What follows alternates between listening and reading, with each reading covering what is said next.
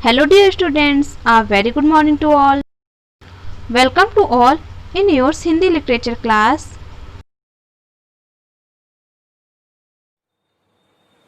Students, previous class में मैंने आपको हिंदी लिटरेचर का पार्ट मैं बादल हूँ यह पढ़ाया था और हमने इस पार्ट के सारांश और शब्दार्थ को लिख लिया था।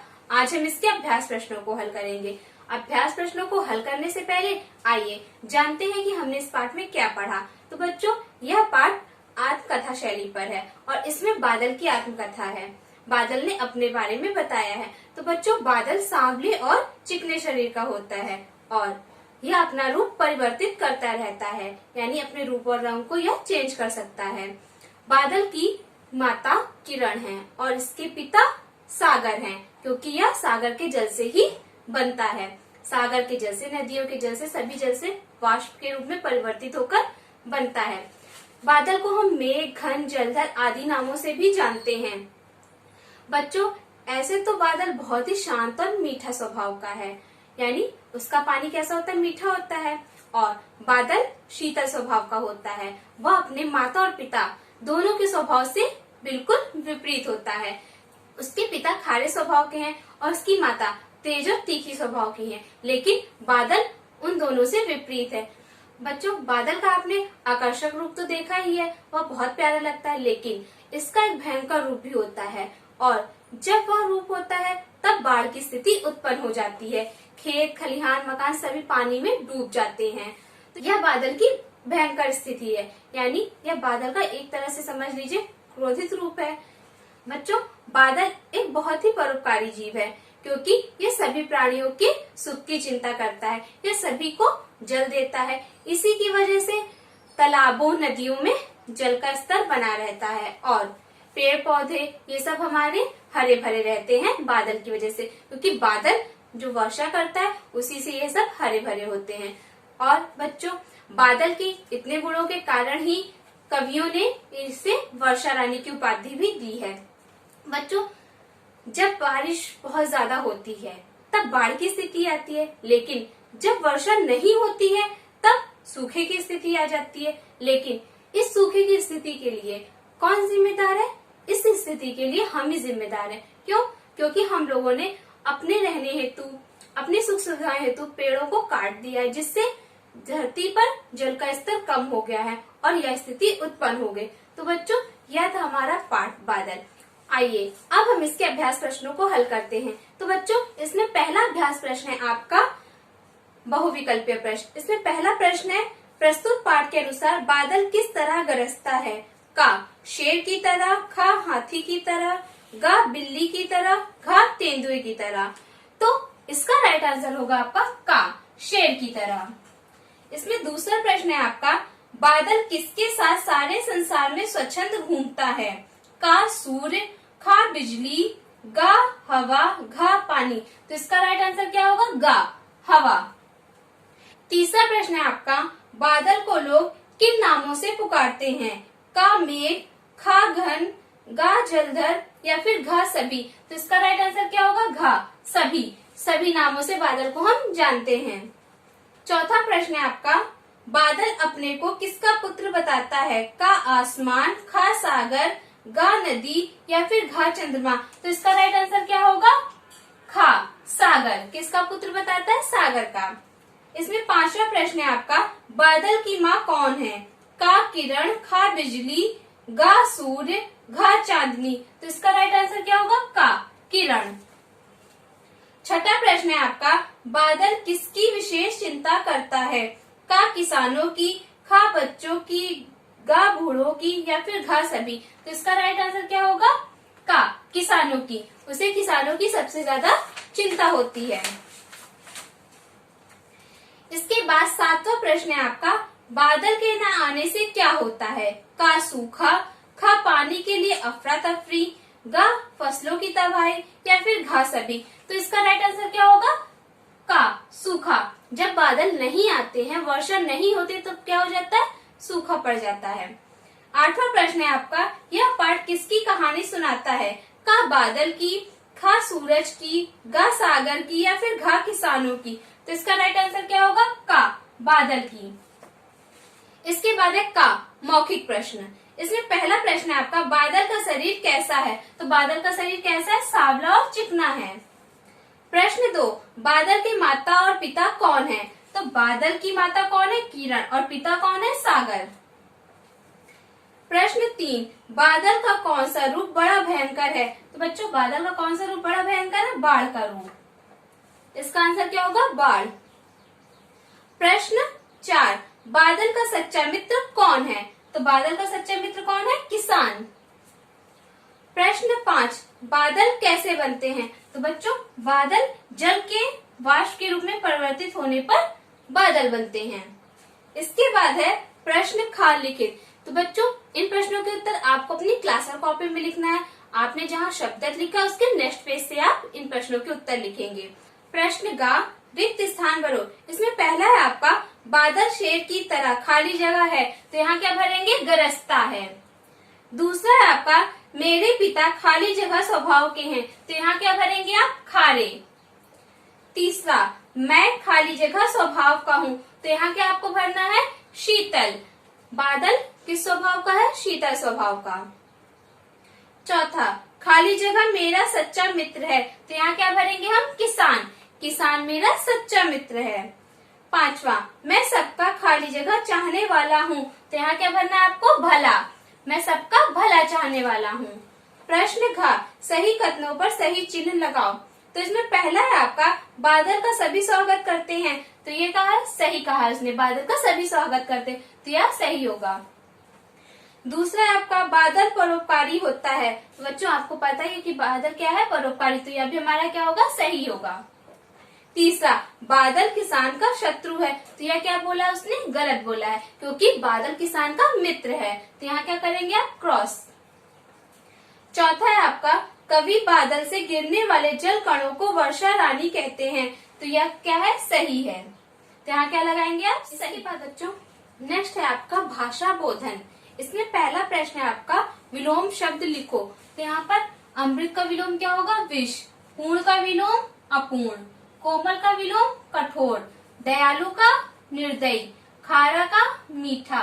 शीतल का विलोम उष्ण। शीतल में क्या होता है? ठंडा, और उष्ण में क्या होता है? गर्म। इसके बाद है खा, विशेषण विशेष का मिलान करो। तो बच्चों विशेषण किसे कहते हैं? जो शब्द हमारी किसी संज्ञा या सर्वनाम की विशेषता बताते हैं वह हमारे विशेषण होते हैं, और विशेषण जिसकी विशेषता बताता है वह हमारा विशेष होता है। तो इसमें हमारा होगा सांवला। सांवला क्या है? हमारा विशेषण, और शरीर हमारा क्या है? विशेष। सांवला शरीर। खारा पानी।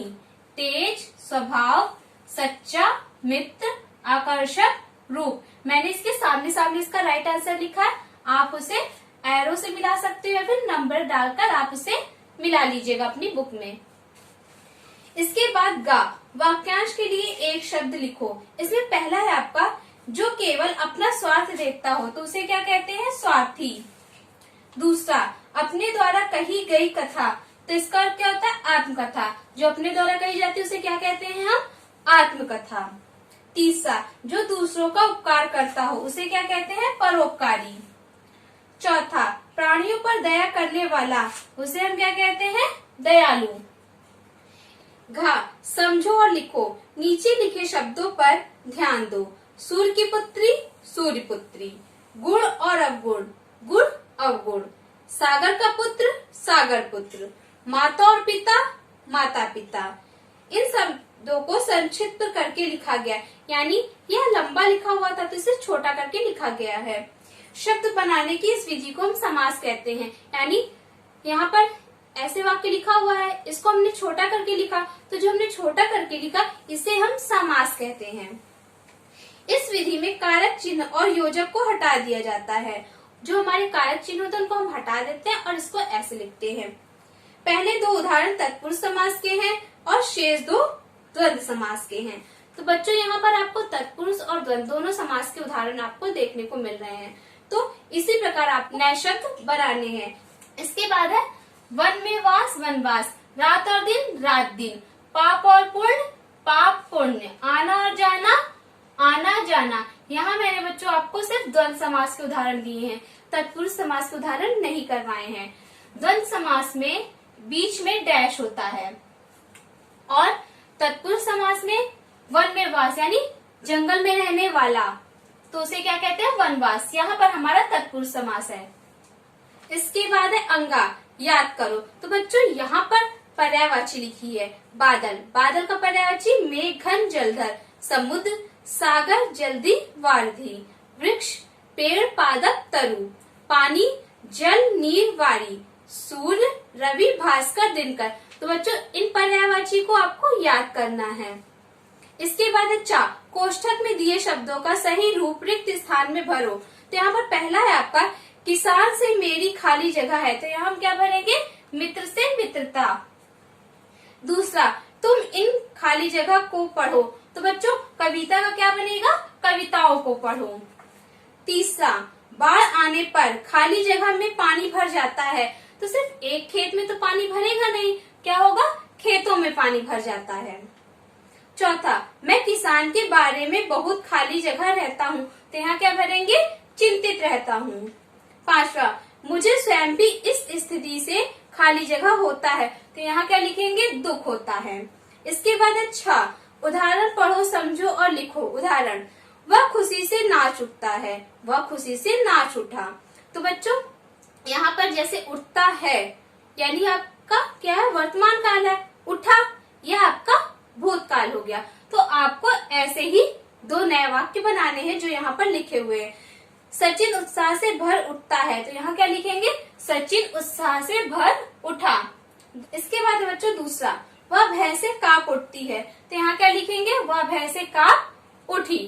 तो ये थे हमारे अभ्यास प्रश्न। प्रश्न खा लिखित। यहाँ पर आपको इन प्रश्नों के उत्तर अपनी क्लास और कॉपी में लिखना है। तो बच्चों इसमें पहला प्रश्न है आपका, बादल के रंग रूप का वर्णन करो। तो बच्चों प्रश्न आप अपनी किताब से लिखेंगे। इसका उत्तर है, बादल सांवले और चिकने शरीर वाला है। बादल का रंग कैसा है, सांवला है, और रूप क्या है, चिकने शरीर वाला है। इसके बाद है प्रश्न 2, बादल के अन्य 3 नाम लिखो। तो बच्चों प्रश्न आप किताब से लिखेंगे। इसका उत्तर है, बादल के अन्य 3 नाम मेघ जलधर तथा घन है। प्रश्न 3, बादल अपने माता पिता के क्या नाम बताता है। प्रश्न आप किताब से लिखेंगे। इसका उत्तर है, बादल की माता किरण तथा पिता सागर है। क्या नाम बताता है वह अपनी माता का, किरण, और पिता का सागर। इसके बाद प्रश्न 4 है, बादल ने स्वयं को सागर पुत्र क्यों कहा है। तो प्रश्न आप किताब से लिखेंगे। इसका उत्तर है, बादल ने स्वयं को सागर पुत्र इसलिए कहा है क्योंकि बादल सागर के जल द्वारा ही भाप रूप में परिवर्तित होकर बनता है। तो बादल कैसे बनता है, भाप रूप में परिवर्तित होकर, और सागर के जल से बनता है, इसलिए उसने अपने आप को सागर का पुत्र कहा है। इसके बाद प्रश्न 5, पिता पुत्र के स्वभाव में क्या अंतर है। तो प्रश्न आप किताब से लिखेंगे। इसका उत्तर है, पिता खारे स्वभाव के हैं किंतु पुत्र अमृत की तरह मीठे स्वभाव का है। सागर का जल कैसा होता है, खारा होता है, आपको पता ही है। तो वह किस स्वभाव के हैं, खारे स्वभाव के। इसके बाद छठा प्रश्न है आपका, बादल परोपकारी कैसे हैं। तो इसका प्रश्न भी आप किताब से लिखेंगे। इसका उत्तर है, बादल सभी प्राणियों, जीव जंतुओं, पेड़ पौधों सभी को जल प्रदान करता है तथा सभी के सुख की चिंता करता है, इसीलिए बादल परोपकारी है। इसके बाद प्रश्न 7, बादल का भयंकर रूप क्या करता है। तो प्रश्न आप किताब से लिखेंगे। इसका उत्तर है, बादल का भयंकर रूप पृथ्वी पर बाढ़ ला देता है जिससे खेत खलिहान घर मकान सभी पानी में डूब जाते हैं। जब बाढ़ आती है तो सभी जगह पानी पानी हो जाता है, तो घर खेत मकान सभी पानी में डूब जाते हैं। इसके बाद प्रश्न 8, सूखे के लिए हम उत्तरदायी कैसे हैं। तो बच्चों इसका भी प्रश्न आप किताब से लिखेंगे। इसका उत्तर है, सूखे के लिए हम उत्तरदायी इसलिए हैं क्योंकि मनुष्य अपने रहने हेतु पेड़ पौधों को निरंतर काटते गए, जिससे पृथ्वी पर जल का स्तर कम हो गया और सूखे की स्थिति उत्पन्न हो गई। तो बच्चों हम लोगों ने अपनी सुख सुविधा के लिए पेड़ पौधों को काटा, जिससे पानी का स्तर पृथ्वी पर कम हो गया, इसीलिए सूखे की स्थिति उत्पन्न हो गई। स्टूडेंट्स प्रश्न उत्तर को लिखने के बाद आपको नए पेज पर लिखना है निम्न गद्यांश को पढ़कर निम्न प्रश्नों के उत्तर दीजिए। मैं सांवले डैश डैश लगाएंगे, स्वागत होता है। तो बच्चों यह पैराग्राफ आपको पेज नंबर 38 और 39 पर मिलेगा। इसमें पहला प्रश्न है आपका, बादल का शरीर कैसा है? तो बादल का शरीर कैसा है? बादल का शरीर चिकना है। यहाँ सिर्फ उसके शरीर के बारे में पूछ रहे हैं, रंग के बारे में नहीं पूछ रहे हैं। तो सिर्फ हम इतना ही उत्तर लिखेंगे कि बादल का शरीर चिकना है। दूसरा प्रश्न है, बादल किसकी तरह गरजता है? तो इसका उत्तर है बादल शेर की तरह गरजता है। प्रश्न 3, सारे संसार में कौन स्वच्छंद घूमता है? उत्तर 3, सारे संसार में बादल स्वच्छंद घूमता है। तो बच्चों आप पैराग्राफ पढ़ोगे तो वहां पर होगा वायु के साथ, तो हमें वायु के साथ नहीं लिखना है, सिर्फ इतना लिखना है कि कौन घूमता है। तो कौन घूमता है? बादल। प्रश्न 4, मेघ जलधर किसके नाम है? उत्तर 4, मेघ जलधर बादल के नाम है। आपको पता ही ना कि मेघ जलधर घन ये सब किसके नाम है? बादल के नाम है। आज का क्लास वर्क है आपका पार्ट 6 मैं बादल हूँ। इस पाठ के अभ्यास प्रश्न किताब में भरिए तथा इसके प्रश्न उत्तर और सारांश के प्रश्न उत्तर अपनी क्लास वर्क कॉपी में साफ और सुंदर राइटिंग में लिखिए। आज का होमवर्क है आपका पार्ट 6 मैं बादल हूँ। इस पाठ के प्रश्न उत्तर याद करके अपनी होमवर्क कॉपी में लिखिए तथा एक पेज सुलेख भी अपनी होमवर्क कॉपी में लिखिए। Thank you students. Thanks for watching and always keep smiling and take care.